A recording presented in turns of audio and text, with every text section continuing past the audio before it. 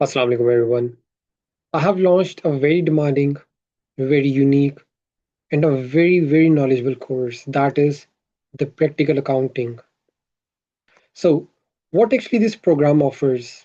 So, you need to understand that this is not any sort of theoretical course. ये कोई theoretical course नहीं है कि आप लोग अपनी books open कर लें और वहाँ से rules याद करना शुरू कर दें और ये जी एग्जाम देना है और रट्टे लग रहे हैं बुक्स के तो it wouldn't be something like that. Definitely, it is a 100% practical UK based accounting. We'll be working on real life clients और जैसे मैंने पहले दो lectures already launch कर दिए हुए हैं. You guys might have understood कि हमारा कोर्स किस डायरेक्शन में जा रहा है. I'll be focusing only on the practical knowledge कि कंपनीज किस तरह से रन होती हैं एंड कंपनीज के अंदर अकाउंटेंट्स के रोल्स क्या हैं, आपको आपका क्लाइंट किस तरह का डेटा प्रोवाइड करेगा. So there wouldn't be anything about your bookish knowledge. कोई ऐसा नहीं होगा मैं आपको कहूँगा कि F6 का बुक ओपन करो और याद करो कि जी वैट कब कब सबमिट होता है, आपकी अकाउंट्स कब सबमिट होते हैं. So this will totally be based on real life business scenarios. ठीक है, लाइव क्लाइंट के फाइल्स के ऊपर काम किया जाएगा और obviously this would be enough to gain proper knowledge कि आप लोग अपनी किसी न्यू फॉर्म के अंदर जाके काम कर सकते हो. नाउ हम लोगों ने बेसिकली एरियाज कौन कौन से कवर करने हैं. First of all we will be covering accounting side, right, payroll and the UK tax filings. ठीक है, क्योंकि ये तीन मेजर आप लोगों के एरियाज हैं जो आप लोगों का एज अ जूनियर अकाउंटेंट और सीनियर अकाउंटेंट देखते हैं, राइट.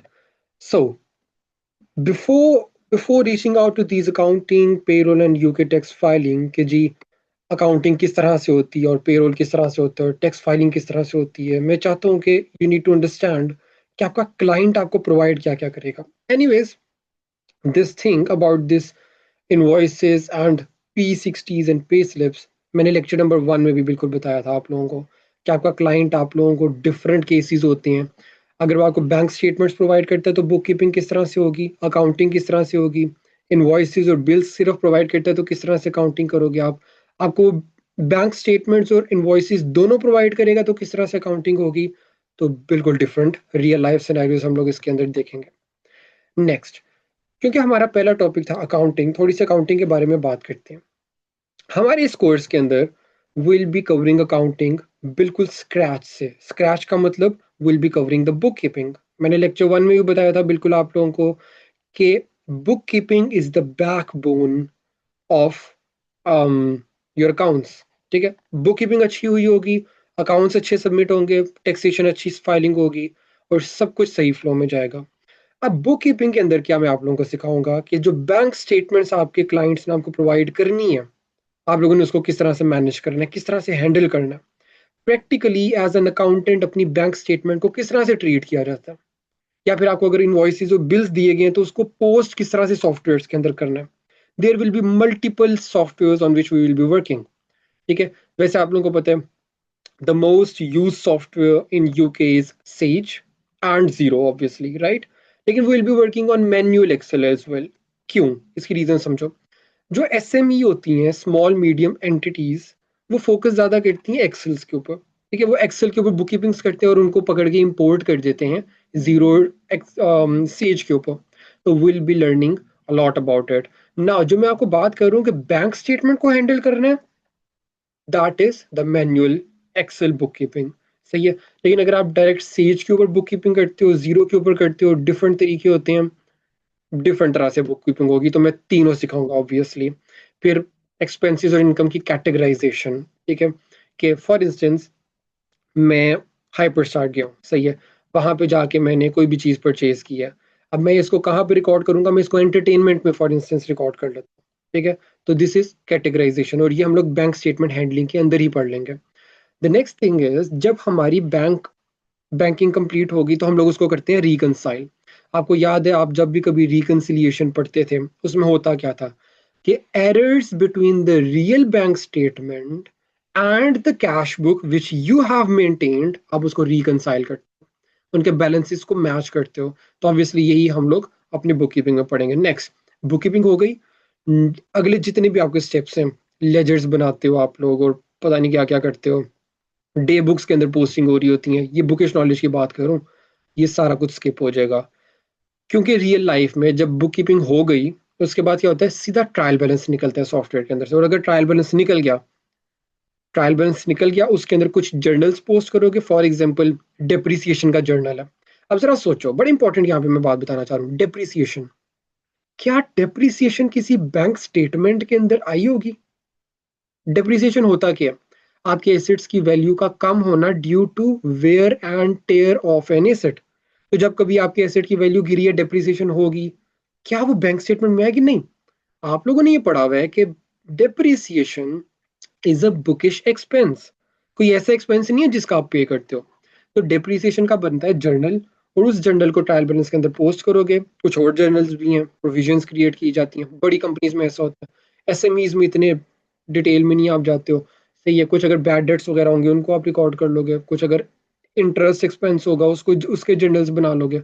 सही है, या जो कुछ भी होगा। अब ये जब आप लोगों ने ट्रायल बैलेंस में जर्नल्स बना दिए, ये कौन से सॉफ्टवेयर से होता है? ये सॉफ्टवेयर आपका यूज होता है अकाउंट्स प्रोडक्शन। इस सॉफ्टवेयर के ऊपर भी हम बात करेंगे। आपने कभी ये नाम भी नहीं सुना होगा, सेज अकाउंट्स प्रोडक्शन। सही है। तो ट्रायल बैलेंस के जर्नल्स बन के फाइनल अकाउंट्स निकल आए, उन फाइनल फाइनल अकाउंट्स को सबमिट कर देंगे हम लोग कंपनीज हाउस। कंपनीज हाउस मतलब कह लो कि जी गवर्नमेंट को सबमिट कर दिया जाएगा, इजी वर्ड्स में। सही है, या जो भी आपकी बॉडी है उसको सबमिट कर दिया। फाइनल अकाउंट्स की सबमिशन हो गई। एक कंपनी ने हर साल अपनी सबमिशन करनी है फाइनल अकाउंट्स की, तो वो हम लोग पूरा प्रोसेस देखेंगे लाइव क्लाइंट्स के ऊपर। मैं अपनी कंपनी से स्टेटमेंट्स पकड़ूंगा, उसके ऊपर काम करूंगा और उसको फाइनल अकाउंट्स के अंदर आप लोगों को सबमिशन करके दिखाऊंगा कि फाइनल अकाउंट सबमिट कैसे होते हैं। नेक्स्ट, जो हमारी एक्सेल बेस्ड बुक कीपिंग होती है, उसमें मैंने आप लोगों को क्या क्या सिखाना है। ऑब्वियसली उसमें आप लोगों को मैं नॉमिनल कोड्स बताऊंगा। जैसे सेल्स है, सेल्स अब स्टेटमेंट के अंदर आपने करनी है कैटेगराइजेशन। फॉर एग्जांपल एक ट्रांजेक्शन हुई है कि मैंने एबीसी कंपनी को सेल किया, उसके आगे मैं वर्ड सेल नहीं लिखूंगा, मैं क्या लिखूंगा, उस सेल का नॉमिनल कोड। सेज सॉफ्टवेयर ने सेल्स को नॉमिनल कोड दिया हुआ है 4000। तो आप उस ट्रांजेक्शन के आगे किस तरह से 4000 लिखते हो वो मैं बताऊंगा। फिर सेज सॉफ्टवेयर ने परचेजेस को एक नॉमिनल कोड दिया हुआ है 5000। तो 5000 आप लिखोगे, 5000 जब लिखोगे आप स्टेटमेंट सेज के अंदर पोस्ट करोगे, आपके सेज सॉफ्टवेयर को खुद ही पता चल जाएगा कि अच्छा ये स्टेटमेंट 5000 मतलब परचेजेस के अंदर जाएगी ये ट्रांजेक्शन। इसी तरह 7403 आप लोगों का आ जाता है एंटरटेनमेंट। और भी कुछ चार पांच हैं, तो वो हम लोग आगे जाके पढ़ेंगे। Then understanding of the bank payment and a payment on account, ये मैंने आपको लेक्चर 1 या लेक्चर 2 में बताया हुआ है। अभी तक मैंने 2 लेक्चर्स ही पोस्ट किए हैं। तो जो बैंक स्टेटमेंट आप लोगों ने बना रहे हो, पेमेंट हुई है, उन पेमेंट में से बैंक पेमेंट कौन सी होती है और पेमेंट ऑन अकाउंट कौन सी होती है, ये भी हम पढ़ेंगे। अब पेमेंट ऑन अकाउंट क्या होती है? अगर तो इनवॉइस पहले से डली हुई है सॉफ्टवेयर के अंदर और उसी इनवॉइस की पेमेंट बैंक स्टेटमेंट से निकली है, तो पेमेंट ऑन अकाउंट यूज होता है। इसका भी एक कॉलम बनेगा, बैंक पेमेंट या पेमेंट ऑन अकाउंट। ये भी डिटेल में आप लोग पढ़ोगे। सही है। फिर हाँ, बड़ी इंपॉर्टेंट बात, जब आप कभी भी वैट की फाइलिंग कर रहे होगे ना, वैट की फाइलिंग, तो एक्सेल बैंक स्टेटमेंट डिफरेंट तरह से थोड़ी सी बनती है, अकाउंट्स करोगे तो डिफरेंट तरह से बनेगी। ये आप लोगों ने बड़ी इंपॉर्टेंट बात समझनी है। आगे चलते हैं। अब ऑब्वियसली जो भी थोड़ी देर पहले मैं बात कर रहा था, ट्रायल बैलेंस बनता है। ट्रायल बैलेंस के अंदर क्या होते हैं, कुछ जर्नल्स होते हैं, कहाँ पे, अकाउंट्स प्रोडक्शन। यही बात जरा अगर आप देखो, तो मैं ये थोड़ी देर पहले यहाँ पे कर रहा था कि ट्रायल बैलेंस के अंदर जर्नल्स पास होते हैं, और वो जर्नल्स क्या होते हैं, अकाउंट्स प्रोडक्शन के अंदर आप डालते हो, आपका एफटीबी फॉर्मेटेड ट्रायल बैलेंस बन जाता है, जिसका मतलब है आपने अकाउंट्स की सबमिशन करनी है। तो ये वाली बात मैं पहले से कर चुका हूँ। आगे चलते हैं टैक्सेशन की तरफ। देखो, अकाउंटिंग हो गई, अकाउंटिंग हो गई, फाइनल अकाउंट सबमिट कर दिए, बैलेंस शीट की फिगर्स आ गई, इनकम स्टेटमेंट्स की फिगर्स आ गई। अब क्या करना है? टैक्स फाइल कर देना। सही है। तो टैक्स, कॉर्पोरेशन टैक्स सीटी 600 है, सीटी 600 है। यूके में कॉर्पोरेशन टैक्स को सीटी 600 फॉर्म कहते हैं। सही है। तो वो सीटी 600 कैसे आप लोगों ने सबमिट करवाना है? मैं टैक्स कैल्क के ऊपर करवाऊंगा।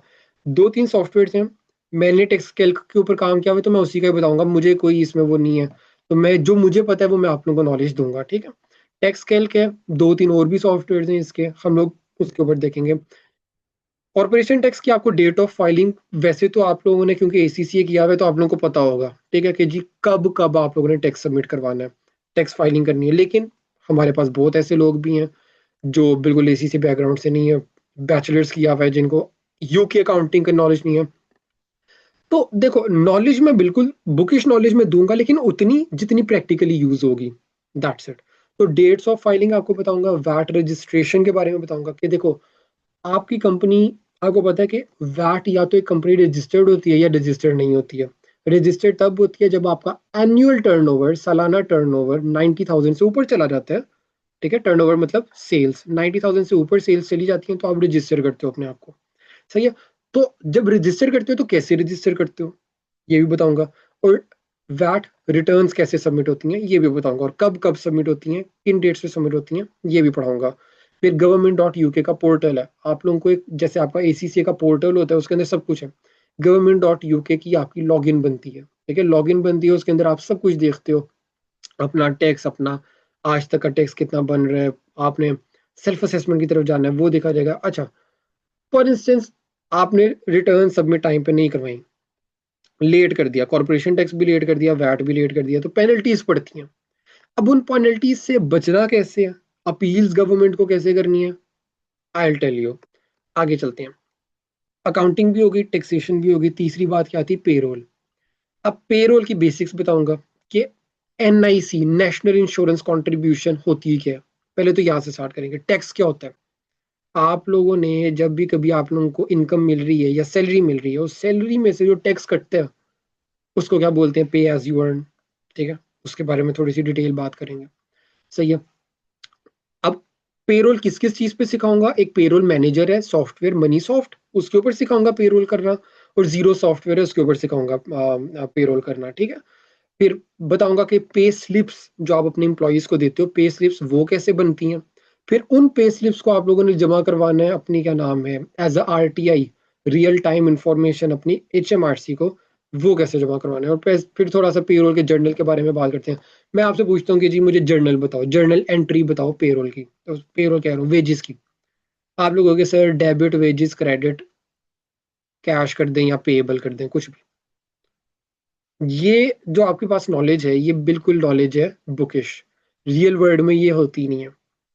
रियल वर्ल्ड में क्या होता है, रियल वर्ल्ड में डेबिट होती है ग्रॉस वेजेस।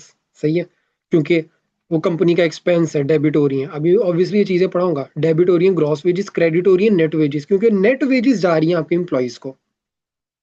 डेबिट हो रहा है एम्प्लॉयर NIC, और क्रेडिट भी हो रहा है एम्प्लॉयर NIC। सर ये क्या ड्रामे है, डेबिट भी हो रहा है एम्प्लॉयर NIC और क्रेडिट भी हो रहा है एम्प्लॉयर NIC। क्यों, क्योंकि जो एम्प्लॉयर NIC है, एम्प्लॉयर ने नेशनल इंश्योरेंस कंट्रीब्यूशन पे करना है। जब वो क्रेडिट हो रहा है इसका मतलब HMRC को जा रहा है, जब वो डेबिट हो रहा है इसका मतलब वो आपका एक्सपेंस बन रहा है। इसके बारे में बहुत डिटेल में बात करेंगे। फिर एम्प्लॉई NIC क्रेडिट होता है, फिर जो पे टैक्स आप लोगों ने देना है HMRC को वो भी क्रेडिट होता है। तो ये सब कुछ आपने कभी जिंदगी में ACCA में सुना भी नहीं होगा, will be discussing about this. फिर उसके अलावा इतना नहीं, सेक्रेटेरियल मैटर्स देखेंगे, क्या होते हैं वो, कंपनी को रजिस्टर कैसे करते हैं। कंपनी खोली है आपने यूके के अंदर, उसको रजिस्टर कैसे करना है आपने। आपके पास UTR आता है, यूनिक टैक्स रेफरेंस आता है, किस तरह से आता है बताए देखेंगे। CRN आता है, कंपनी रजिस्ट्रेशन नंबर आता है आप लोगों के पास, किस तरह आता है, कितने दिनों में आता है। ऑथेंटिकेशन कोड आता है, कितने दिनों में आता है, कितने दिनों में आपका कंपनी ओपन हो जाती है।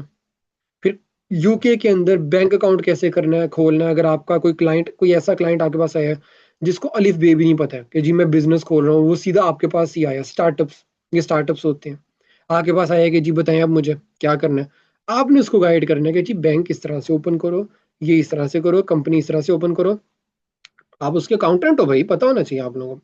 फिर आप लोगों की गवर्नमेंट गेटवे आईडी किस तरह से बनती है, HMRC का लॉगिन किस तरह, जो भी मैं government.uk की बात कर रहा था, HMRC लॉगिन ये पीछे मैं बात कर रहा था टेक्स्ट के अंदर, यहाँ पे HMRC पोर्टल government.uk, वो किस तरह से बनता है वो देखेंगे। सही है।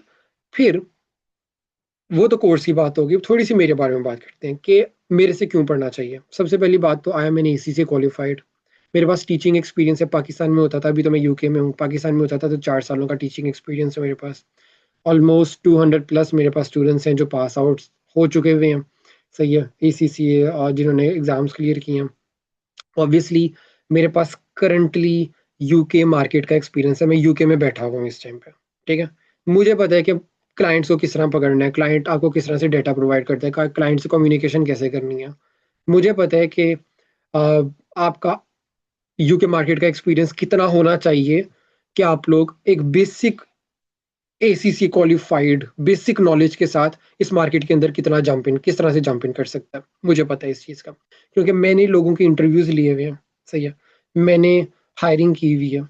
सही है, कंपनी के अंदर मैंने हायरिंग की हुई है, तो ऑब्वियसली मुझे पता है कि आपका एम्प्लॉयर आपसे क्या क्या चीज़ें डिमांड करते हैं। समझ आ रही बात की? तो आप लोगों को कितनी नॉलेज होनी चाहिए कि आपका एम्प्लॉयर आपको हायर कर लेगा, उतनी नॉलेज आप लोगों को बस सिखाना है आपका भाई। तो इस टाइम यूके में बैठा हूँ, सारी नॉलेज है इस चीज़ के बारे में मुझे। हाँ, कितनी नॉलेज चाहिए इस चीज के बारे में तो मुझे नॉलेज है, लेकिन एक बात आप लोग याद रखना भाई, अकाउंटिंग नॉलेज ना कभी भी खत्म नहीं होती है। मैं आप लोगों को बताऊं, अगर मेरा स्टेटस अबाउट अकाउंटिंग है क्या है, तो मुझे सिर्फ 25% आता है। 25% भी नहीं आता, मुझे 20% आता है टोटल अकाउंटिंग में से।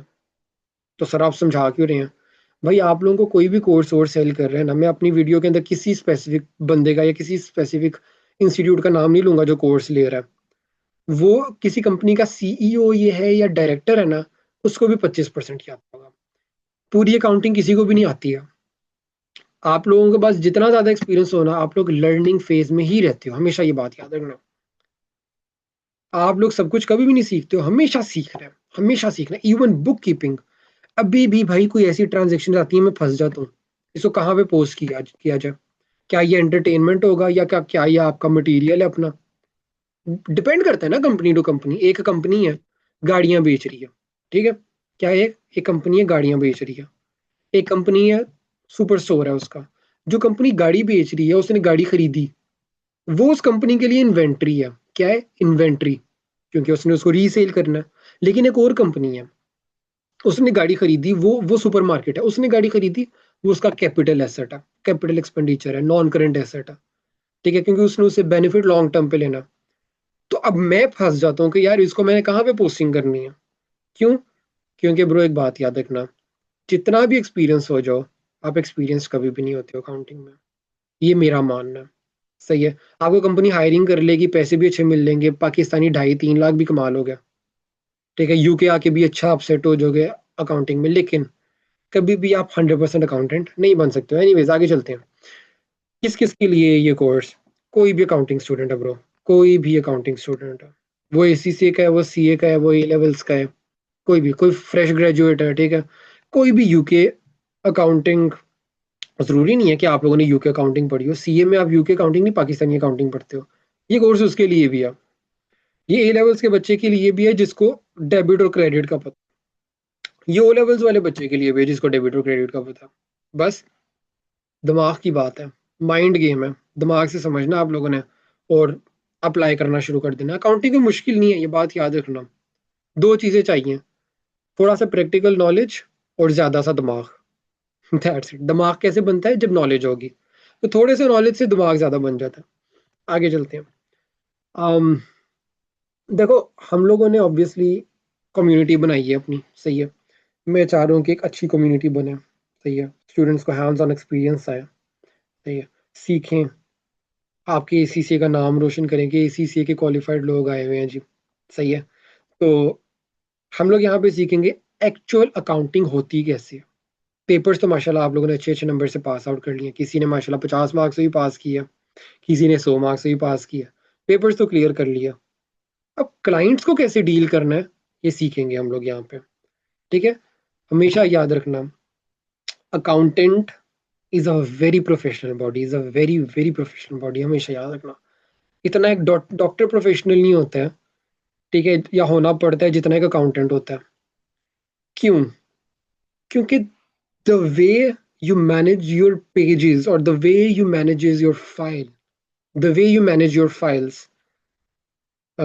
the way आपके पास सारे फोल्डर सेपरेटली पड़े होते हैं, हर क्लाइंट का नाम ऊपर लिखा होता है, पेजेस के अंदर घूमे होते हो आप लोग, टेबल देखो आप लोगों का। वैसे तो देखे होंगे आपने डीएसपी वगैरह के टेबल, खाली टेबल पड़े होते हैं, लेकिन अकाउंटेंट के कभी टेबल पकड़ो आप लोग, एक लैपटॉप पड़ा होगा और 5,000 पेजेस पड़े होंगे उसके ऊपर। तो थोड़ा सा प्रोफेशनली आप लोगों को काम करना पड़ता है, कॉन्फिडेंस आएगा, क्लाइंट से डील करोगे। तो that is all, join me, see in this group. और मैं आप लोगों को, क्योंकि इस टाइम पे तो आई थिंक मैंने बिल्कुल अभी नहीं बताया कि मेरा यूट्यूब का चैनल, क्योंकि मैं भूल गया था। I am sorry for that. Anyways, मेरा जो, लेट मी शो यू। अच्छा, तो ये मेरा फ़ोन नंबर है, सही है। This is my phone number. You guys can contact me, आप लोगों ने अगर इस फील्ड के अंदर या इस कम्युनिटी को ज्वाइन करना है। यूट्यूब पे ये मेरा चैनल है, सही है, इसको ज्वाइन करो, सब्सक्राइब करो। व्हाट्सएप ग्रुप के अंदर डायरेक्ट पार्ट बनना है, डू टेक्स्ट मी, सही है। और मैंने 1 महीना ऑब्वियसली लोगों को गैदर किया है। 100 लोग ऑलरेडी हमारी कम्युनिटी का पार्ट बन चुके हुए हैं। आप लोगों ने पार्ट बनना है, डू टेक्स्ट मी, सही है। कोर्सेज के अंदर इनरोलमेंट करवाओ। I am here to guide you. Best of luck for the future, और enjoy your day as well. बाकी अल्लाह पाक इंशाल्लाह आप लोगों की हेल्प करें। And take care, thank you so much.